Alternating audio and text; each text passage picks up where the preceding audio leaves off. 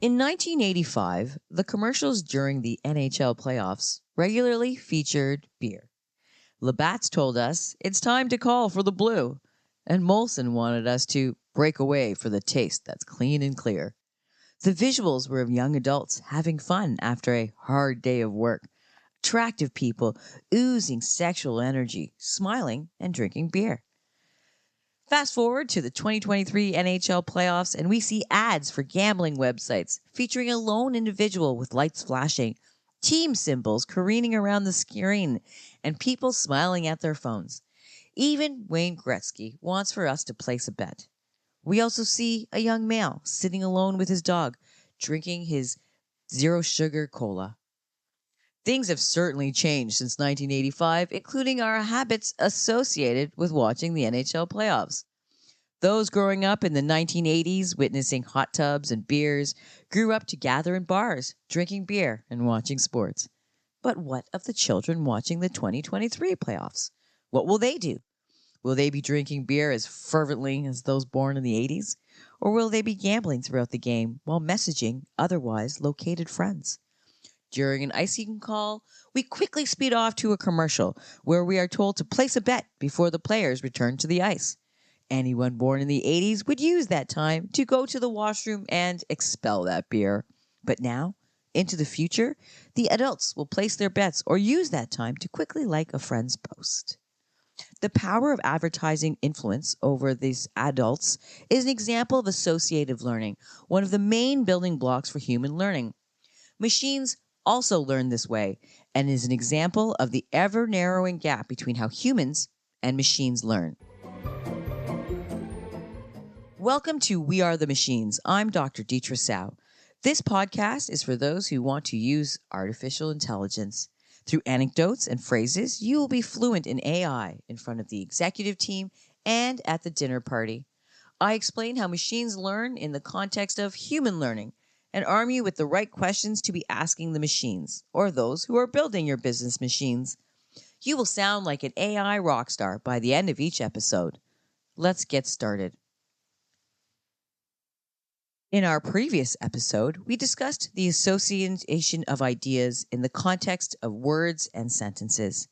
Today, we discuss the association of ideas in terms of our actions and how machines are interpreting our human actions. A few types of associative learning were featured in our fanciful example of hockey playoffs and beer. These are two events frequently occurring together, like holidays and family gatherings or stress and anxiety. Machines learn similarly. It has shown many examples of the type of behavior the user intends for the machine to exhibit, and it is trained on these examples. And then, when it is exposed to new examples, it associates particular inputs with specific outputs. Sound familiar? We are trained similarly through exposure to our families every time there is a holiday, and then hosting those gatherings unsupervised by our parents as the generations turn over. Another example of association is your Facebook advertisements. It sees you looking up trips to Cancun, then it starts showing you ads for the same. Large language models such as ChatGPT use word association to construct sentences, as we discussed last week. And in fraud detection, transaction speed is associated with criminals. Let's look a little bit closer at this example. Let's harken back to the time when banks had physical, valuable assets such as gold and paper money. When the bank robbers arrived, were they quick about their business or did they take their time? Indeed, they moved quickly. The same is true of automated fraud detection. One of the first behaviors the machine is searching for are bank accounts that have many transactions occurring quickly. Some might think that the size of the withdrawal is associated with the fraud, a la the bank robber takes huge bags of money and puts them into a van. However, online fraud is made up of many smaller transactions executed in milliseconds and then funneled to an account that is quickly liquidated. When you are looking for ways to use AI, consider the type of behavior you are modeling. For example, in healthcare, we can use AI to examine human habits in addition to biological indicators. In finance, the industry is goal-oriented, so the behavior is linear. make more money as quickly as possible. And in environmental applications, we can use AI to connect human behaviors to the ecosystem. In all of these examples, we can use AI to derive deeper patterns in the data for preventative and proactive actions. Going even further, you can discuss data at the behavioral level. When you have content experts, so they can select the best data variables to reflect the targeted behavior, and that will make your model faster and more accurate. Another way to look at the problem is to identify activities that are repetitive. Human circadian rhythms are cyclical in nature, along with many other species on planet Earth. This is why AI has been so successful in the areas of food, scheduling, and even relationships. We follow patterns of behavior, and we have trained the machines on these most common of associations.